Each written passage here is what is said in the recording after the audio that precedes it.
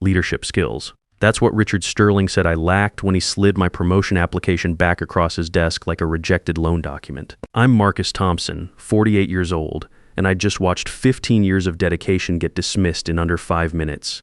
Sterling barely glanced at the folder containing my safety certifications, production metrics, and the incident reports showing how I'd personally saved Apex Manufacturing millions in downtime costs.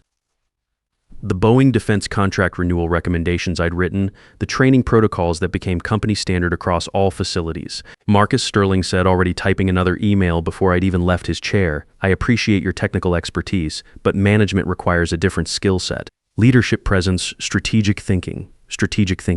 I'd been running contingency plans for production emergencies while he attended seminars on workplace synergy. I maintained every safety protocol that kept our $50 million Boeing contract active. But I nodded and kept my mouth shut.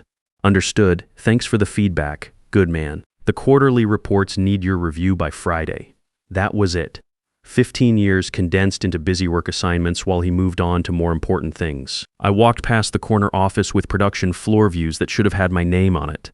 Got in my truck and made a decision that would flip everything upside down. I pulled out my phone and deleted every emergency contact number. Then I drove home at exactly 5 p.m. for the first time in months. Let me back up and explain how I got to this point. After 12 years in the Air Force handling logistics for aircraft maintenance, I thought corporate life would be straightforward. Do good work, solve problems, advance based on merit. Wrong.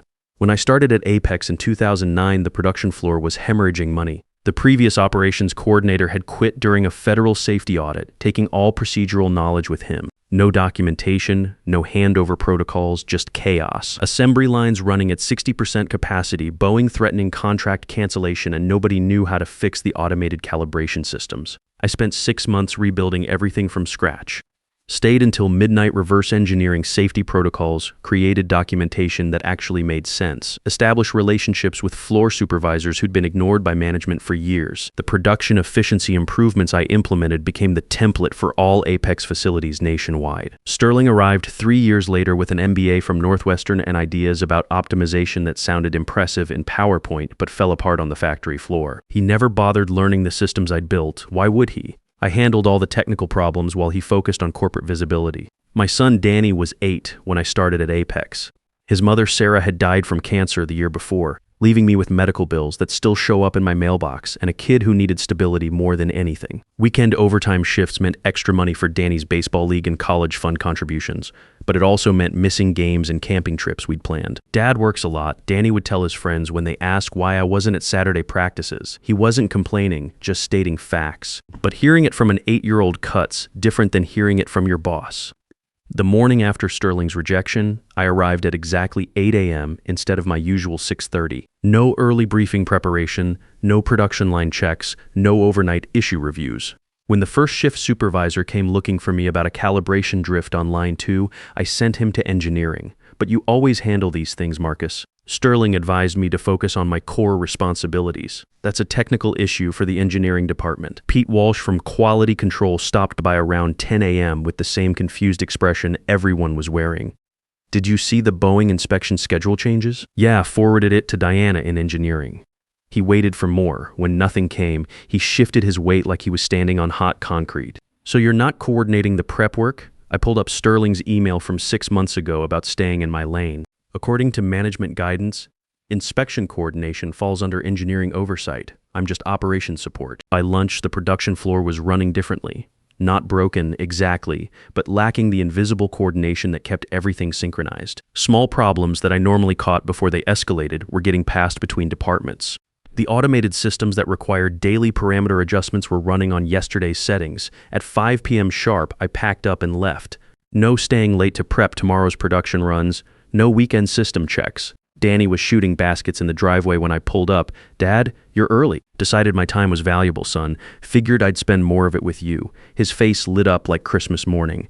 Can we finally work on the carburetor rebuild? You've been promising for months. Absolutely. Tomorrow's Saturday. We'll spend the whole morning on it.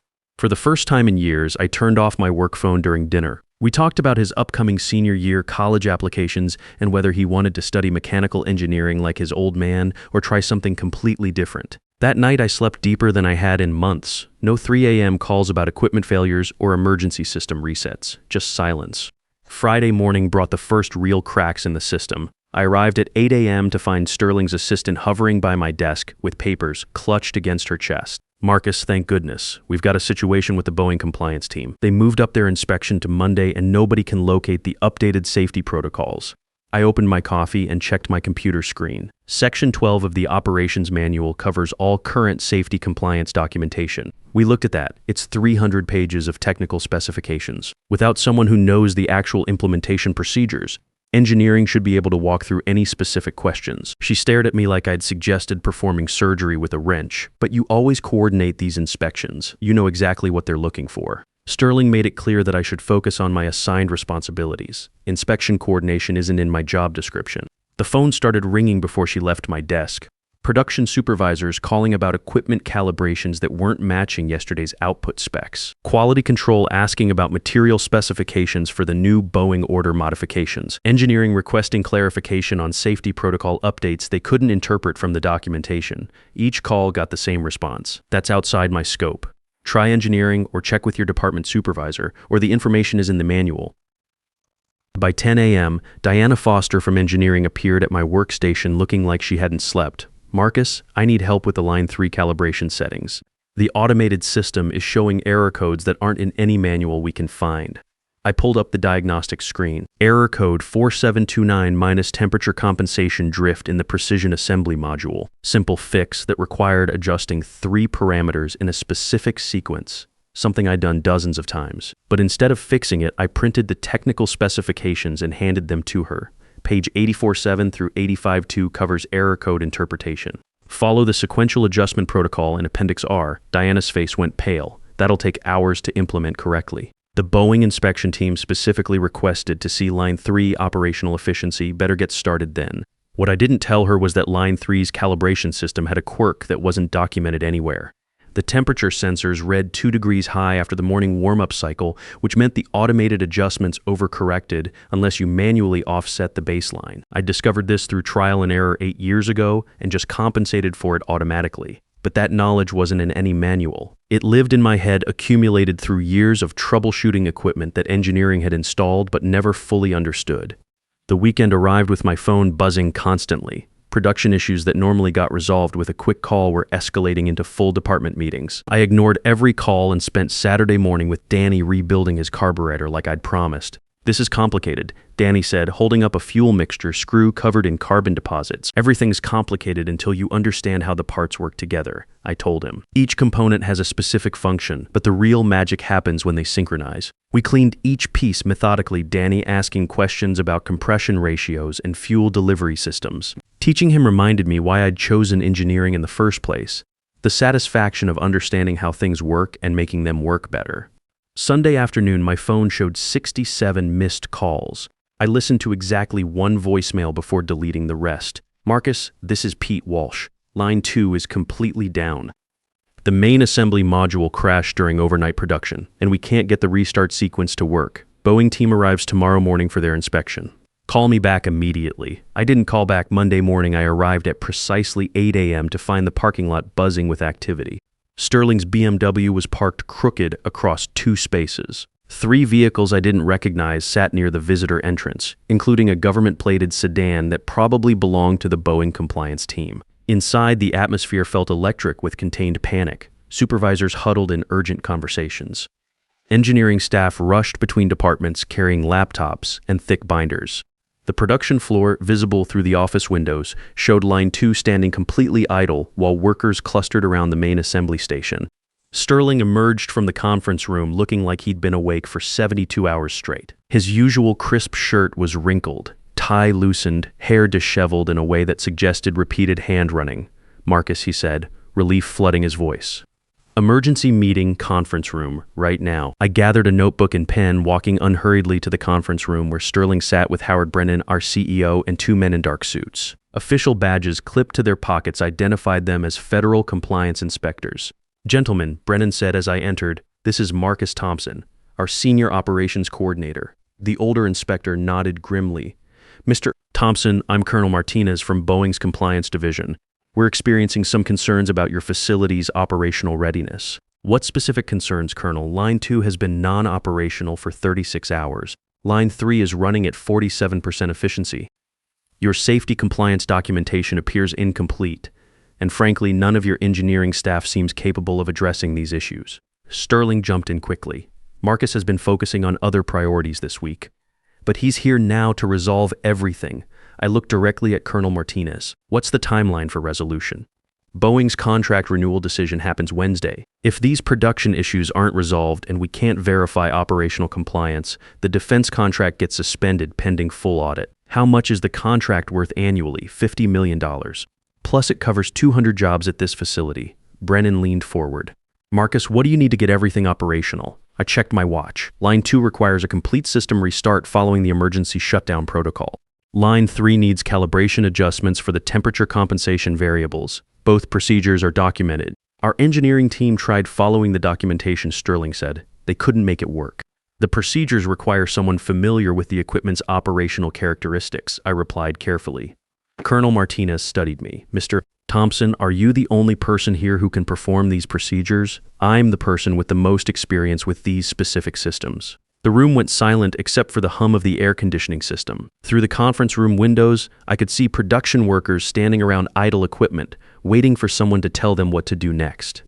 Brennan stood up abruptly. Gentlemen, could you give us a few minutes? Marcus, my office. Now, his corner office overlooked the entire production facility. Through floor-to-ceiling windows, I could see workers gathered around the idle Line 2 equipment, supervisors gesturing at diagnostic screens, and engineering staff running between stations with clipboards and laptops. Sit down, Brennan said, closing the door behind us. I'm going to be direct. This Boeing situation is about to cost us everything. What's really going on here? I settled into the chair across from his desk. Sterling rejected my promotion application last Tuesday, said I lacked leadership skills. And now you're demonstrating those leadership skills by letting the company burn down. I'm focusing on my assigned responsibilities, like he suggested. Brennan walked to the window, hands clasped behind his back. Marcus, I've been watching your work for years, though apparently not closely enough. Every major production improvement in the last decade has your fingerprints on it. The safety protocols that passed our last 3 federal audits. The efficiency modifications that saved us $2 million annually. The equipment maintenance procedures that prevented the catastrophic failures we were having before you got here. He turned back to face me. I should have promoted you years ago. That's my failure, not Sterling's. Sterling's my direct supervisor. Chain of command matters. Fair point. But chain of command works both ways. I'm now giving you a direct order. Fix this Boeing situation, and then we'll discuss your future here. I checked my watch. Them, 9:47 a.m. What exactly are you offering? Operations director position, reporting directly to me, full authority over production systems across all facilities. 40% salary, increase effective immediately. Before I could respond, his desk phone rang. He picked it up, listened for 30 seconds, then hung up with a grimace. Line 3 just shut down completely. Boeing team is threatening to leave if we can't demonstrate operational capability within 2 hours. I stood up. I'll get both lines operational within 90 minutes, and my offer, let me think about it over the weekend. Marcus, we don't have until the weekend.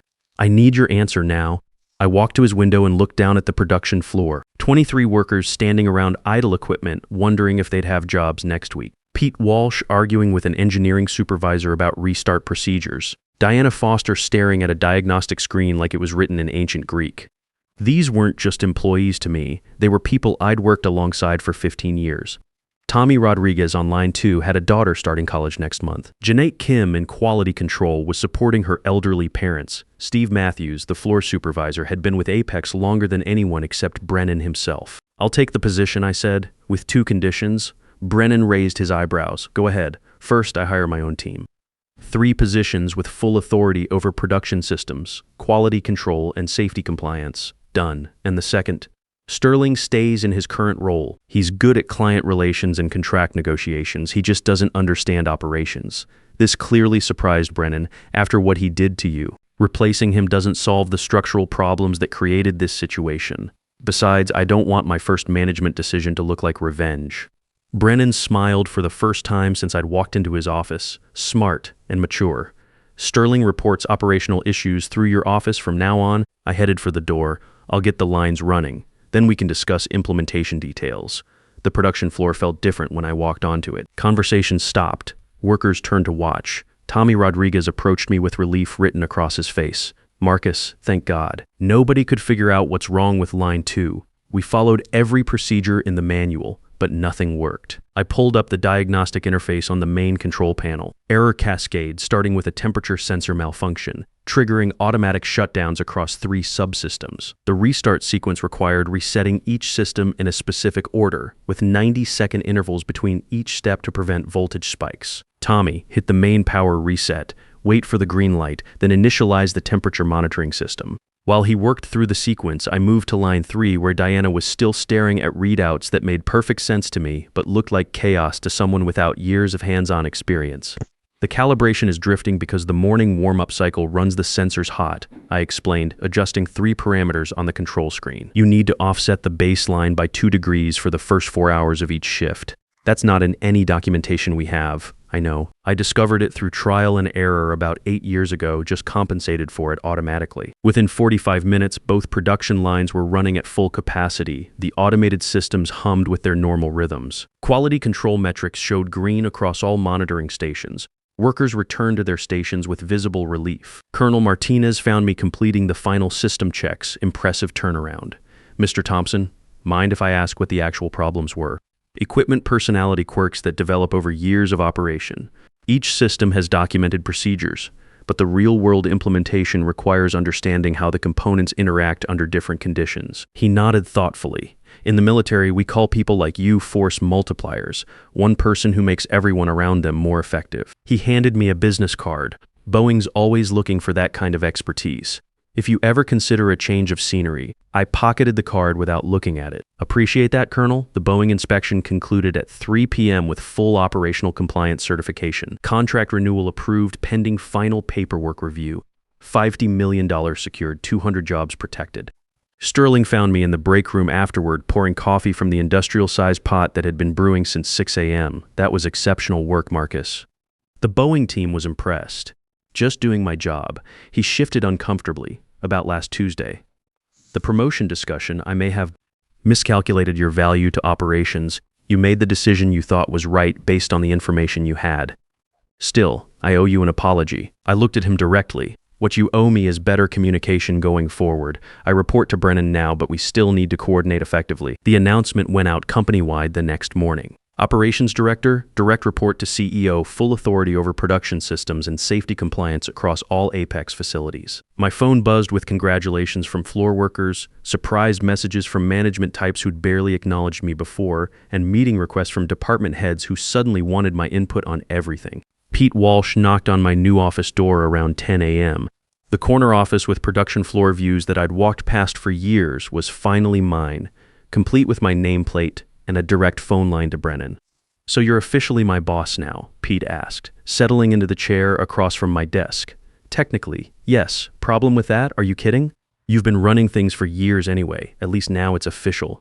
The transition felt natural in ways I hadn't expected. Workers who'd always come to me with problems continued doing so, except now I had authority to actually implement solutions instead of working around bureaucratic obstacles. The first change I made was promoting Tommy Rodriguez to assistant floor supervisor. He'd been doing the job unofficially for 3 years without the title or pay. You sure about this, Marcus? Tommy asked when I called him into the office. I don't have management training or anything.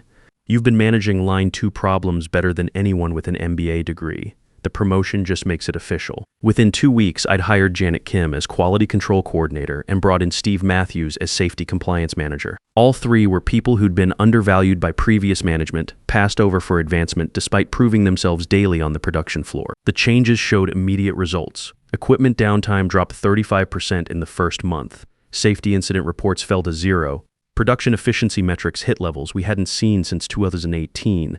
More importantly, worker satisfaction scores improved dramatically. Sterling and I developed a functional professional relationship. He handled client presentations and contract negotiations while I managed operations. We weren't friends, but we were effective. During monthly management meetings, he'd defer operational questions to me instead of attempting answers he didn't understand. Marcus has the technical expertise became his standard response. It wasn't grudging admiration, exactly, but it was acknowledgement. 3 months after the Boeing crisis, Colonel Martinez called personally to discuss expanding our defense contract to include precision components for the new F-35 maintenance program. The contract value doubled to $100 million annually. Mr. Thompson, He said during our video conference, Boeing specifically requested Apex for this expansion based on the operational excellence we observed during our inspection.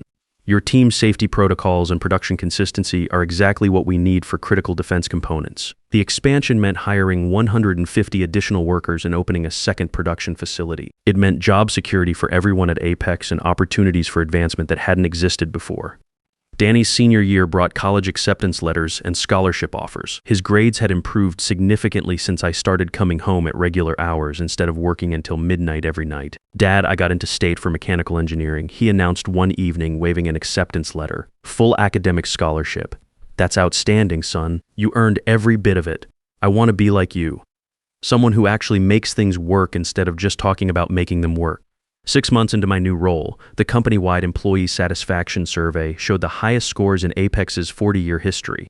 The anonymous comments section included dozens of variations on the same theme. Finally have management that understands what we actually do and leadership that earned their position through competence, not politics.